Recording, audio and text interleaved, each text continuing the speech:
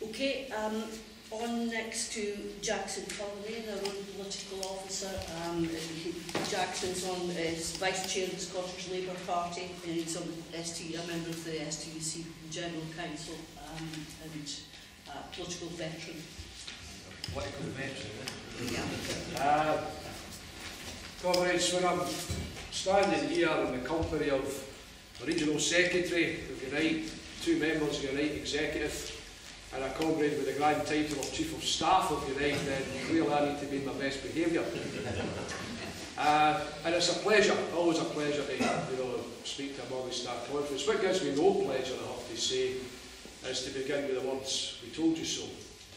Because just over a year ago we met at a previous multi-star conference in this very room, almost to the date, and speaker after speaker from the floor was indicating their belief that the so-called austerity package would not improve the economic situation and could only lead to further inequality and deepening poverty. And today we have a situation where the Scottish Government has just announced its latest budget. Again, 89% of the cuts that were announced impacting the local government. And we have councils such as Glasgow announcing a further £43 million in cuts on top of the £100 million that they had already announced, and those cuts impacting in particular on nursery services, care homes, English as a second language teaching, etc. So targeted very much at women, young people, disabled groups, etc. We also have, of course, as Lynn has already alluded to, the savage attack on welfare benefits under the guise of so-called welfare reform, which includes a 50% cut in benefits for over 100,000 disabled children. And we have the increase in unemployment, official figures now rising towards 3 million, where 1 in 5 young people between 18 and 24 years of age are without a job, and the highest figures for over 16 years. And that situation of unemployment affects people in work as well as people out of work. Because Kerr Hardy, in his maiden speech in the House of Commons, where he declared himself to be the member for the unemployed, said, "The worker in the workshop is fettered by the thought that outside his workshop gates there are thousands who are eager and willing to step into his shoes should he be dismissed in consequence of any attempt to improve his position." Hardy's thoughts were echoed a few years later by Walter Harrington, the organiser of the National Unemployed Workers Movement, along with the late great Harry McShane. And in his autobiography, Walter Harrington wrote, "We knew that in organising the unemployed to fight for a living standard of maintenance, we would also be protecting the conditions of those in work and rendering a service to the trade union movement in general, to the extent that we could prevent the employing class using the unemployed to break down trade union conditions in industry." So the pioneers of our movement warned that the effect of unemployment impacts directly on the rest of the trade union movement and in people in work. And that's borne out actually by a recent survey that Unite Scotland conducted, where we found that of those who were surveyed, 2/3 said that they were experiencing pay freezes or pay cuts, 35% had experienced cuts in their terms and conditions, and 25% had taken out an additional part-time job because they could not survive on the full-time job that they already had. So all this, the growth of unemployment, the cuts in welfare benefit, the cuts in services, is an ideologically class-driven attack that impacts on the entire working class and deserves a class response. Now, I mentioned Walter Harrington. Walter Harrington went to the TUC and to the Labour Party back in the 1920s and asked for the official movement to join with unemployed workers and to support them. He was thwarted in his efforts by the then General Secretary of the Labour Party, one Arthur Henderson, grandfather of Peter Mandelson, and the person whom Lenin once said should be supported as a rope supports a hanged man. So the official labour and trade union movement turned us back on the unemployed workers movement at that time. And I'm proud to say that my union, Unite, in the current circumstances, has decided to try and right that historical wrong. Because we will be introducing and have brought in recent weeks a community membership where people who are not in work can join the union for a lower rate of subscriptions. In return, they will receive a host of services, including advice on challenging any attack on their welfare benefits. But more importantly, we will organise those people into branches in the union, and we will link those people into the rest of our trade union structure in order to bring community activists, students and the unemployed into the struggle and into activity. And when we met just over a year ago, we discussed what our response should be and what those activities should be. Within a couple of weeks, we had a massive demonstration in London on March the 26th. That was then followed by other events up and down the country, largely led by trades councils and local campaigns.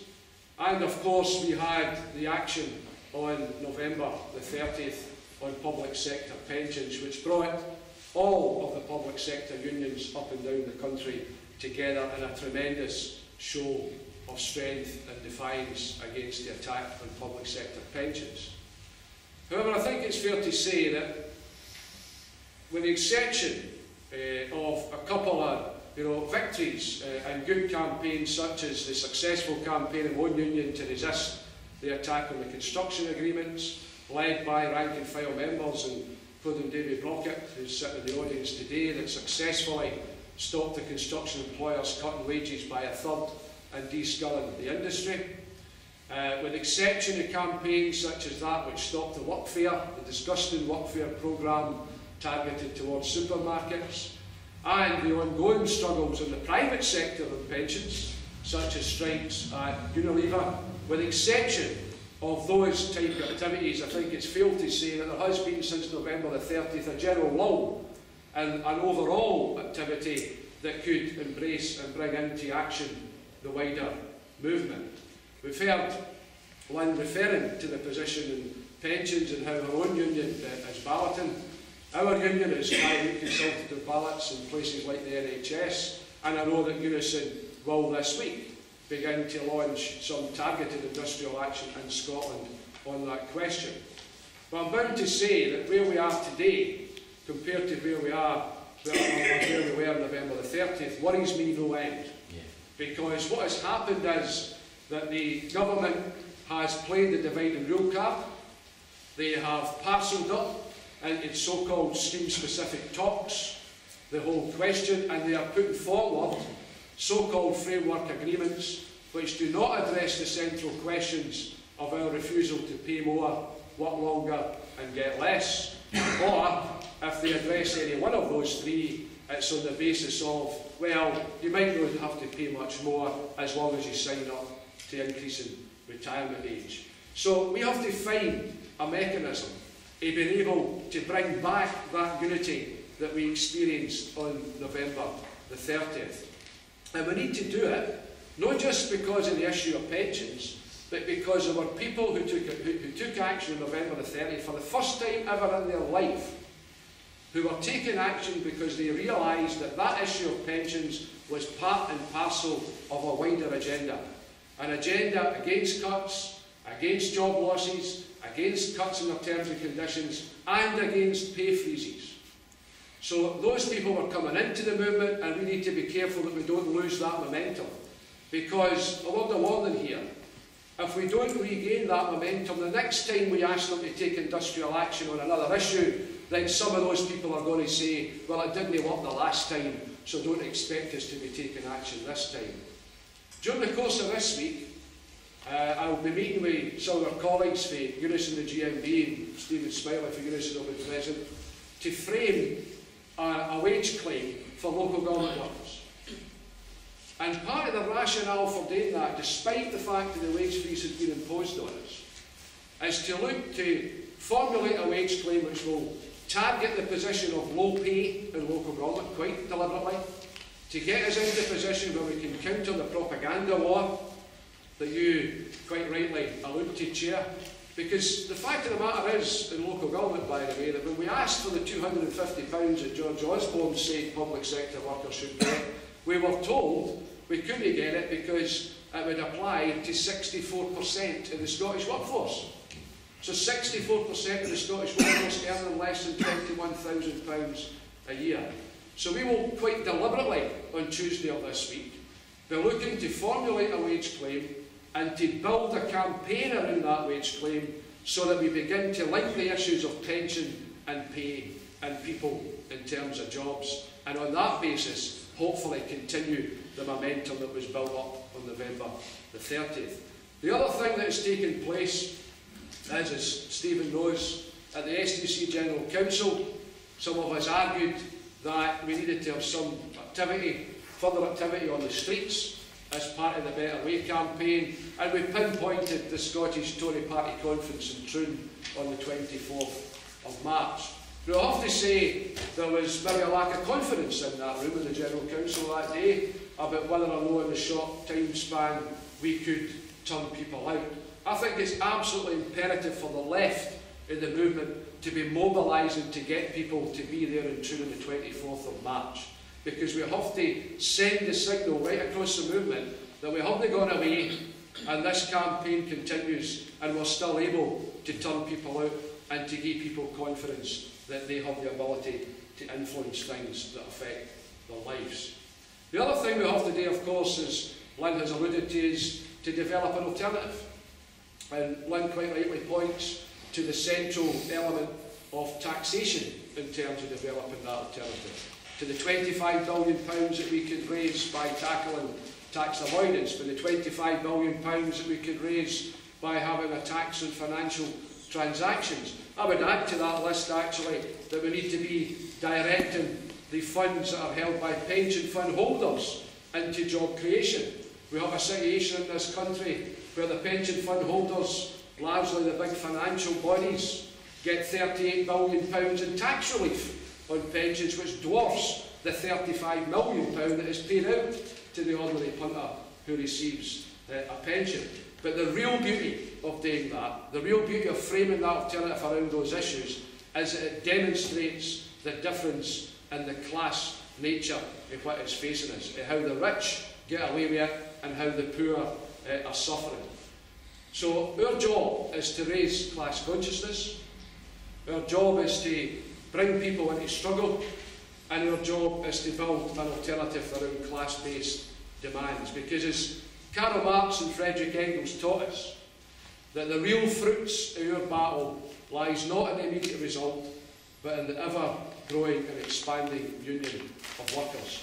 That's the central task, and I know it's an old, age-old slogan, but it can be summed up in the words that our role is to educate, to agitate, and to organise. And when you break into your workshops and you come back for your plenary session, I hope that you bear those words in mind, that really what you should be thinking about is how do we educate, how do we agitate, and how do we organise people around the alternative.